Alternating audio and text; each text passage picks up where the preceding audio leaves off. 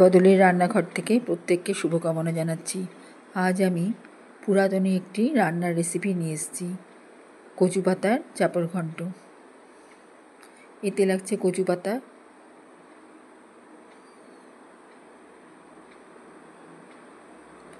বেগুন,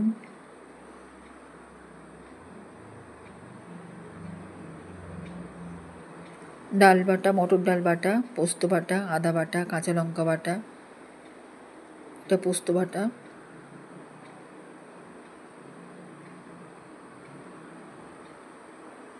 মটর ডাল বাটা, কাঁচা লঙ্কা বাটা,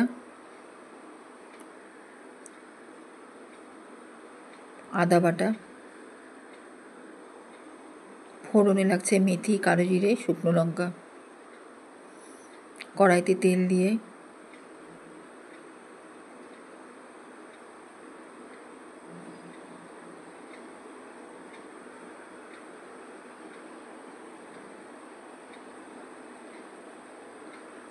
কচু পাতাগুলো ভেজে নিচ্ছি।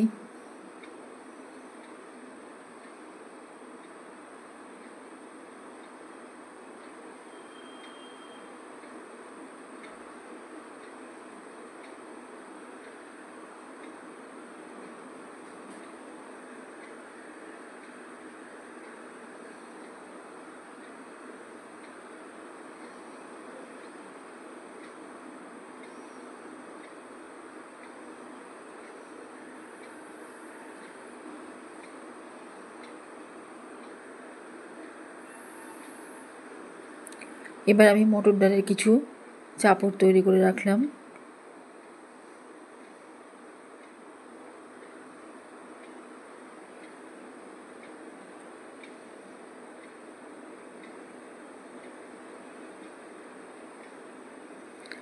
আর একটু মটর ডাল দিয়ে কচু পাতা দিয়ে একটা বড় দেখে চাপড় তৈরি করে রাখলাম।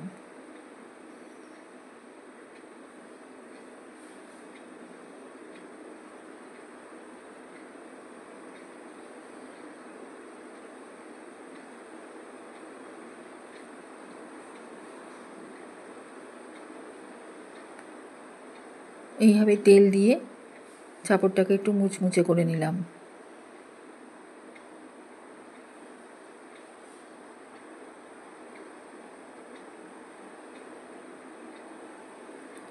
দিয়ে পিস পিস করে কেটে তুলে রাখলাম চাপড়গুলো, কচুর চাপড় তুলে রাখলাম।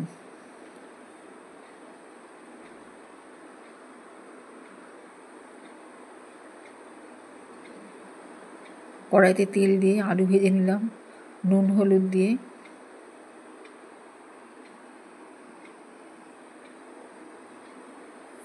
এই আলুটা আমি সেদ্ধ করে রেখেছি। যে আলুটা ভাজা হচ্ছে সেটা একেবারেই সেদ্ধ করা। এখন শুধু নুন হলুদ দিয়ে ভেজে নিচ্ছি। এটা ভাজাটা বেশ লাল লাল হবে।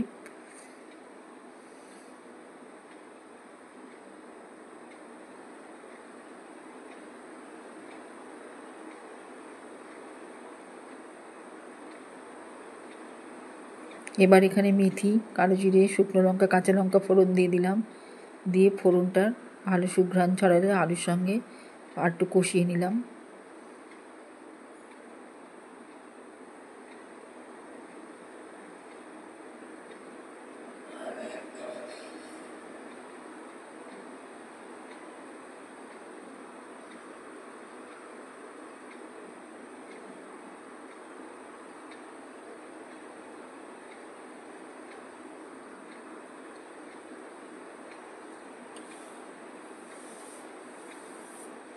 আদা বাটা,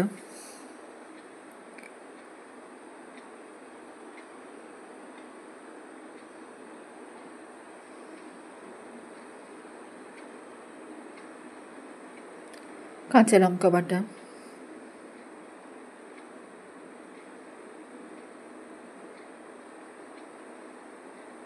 হলুদ গুঁড়ো,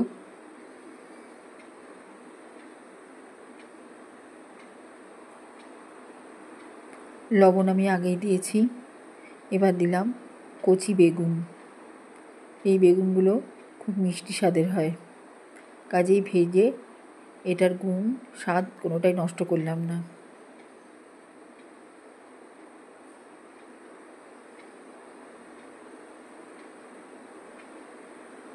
মশলার সঙ্গে এটা আস্তে আস্তে রান্না হতে থাকবে। পোস্ত বাটা দিয়ে দিলাম,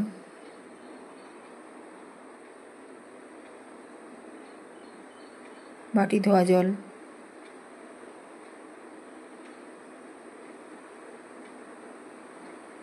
সামান্য নুন,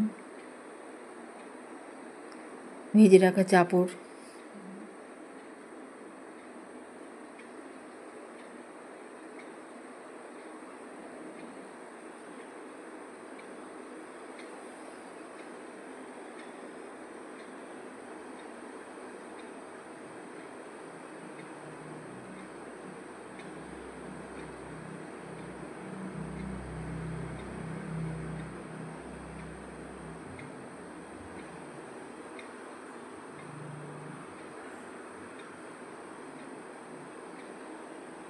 চিনি,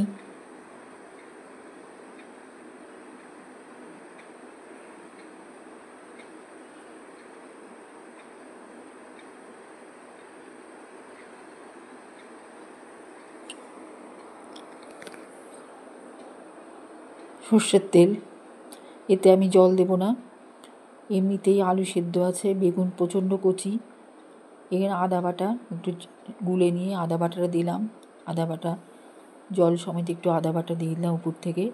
এই যে আদা বাটার জল আর পোস্ত বাটার জল, এটাকে ঢেকে দিলে বাষ্পেই একটু সিদ্ধ হয়ে যাবে। এবার কচু ভাজার পাতাগুলো রেখেছিলাম, পাতাগুলো দিয়ে দিলাম, আর দিলাম ধনে পাতা। এবার এই যে পোস্ত বাটি ধোয়া জল, আদা বাটা গোলা জল, এই জলেই ঢাকা দিয়েছি, বাষ্প হয়ে এটা সেদ্ধ নরম হয়ে যাবে।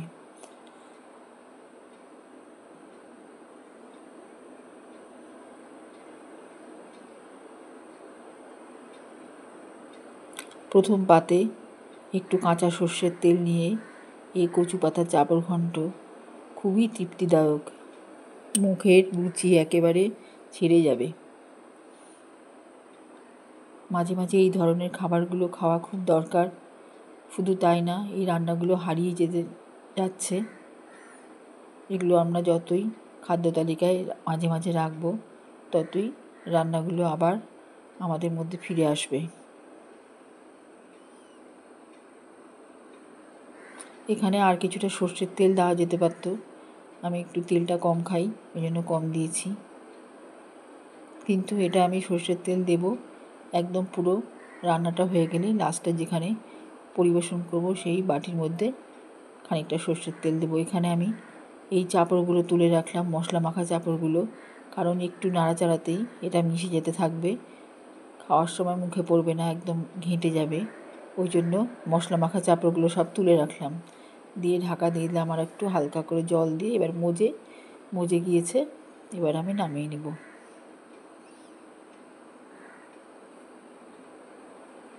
সর্ষের তেল একটু দিয়ে দিলাম,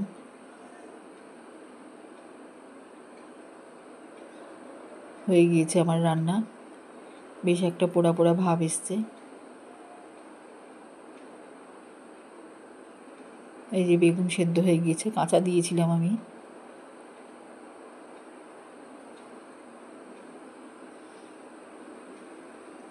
এখানে আর একটু আদা বাটা জলটা ফ্লেভারের জন্য দিয়ে দিলাম। এই ফ্লেভারটা এবার থেকেই যাবে এর মধ্যে, এখনই টেনে যাবে কারণ গ্যাস জ্বলছে। এবারে নামিয়ে নেব।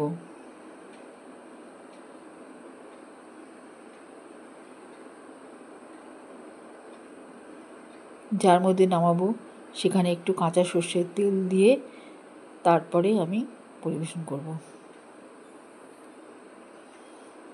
এখানে নামিয়েছি, এর উপরে একটু সর্ষের তেল ছড়িয়ে দেব।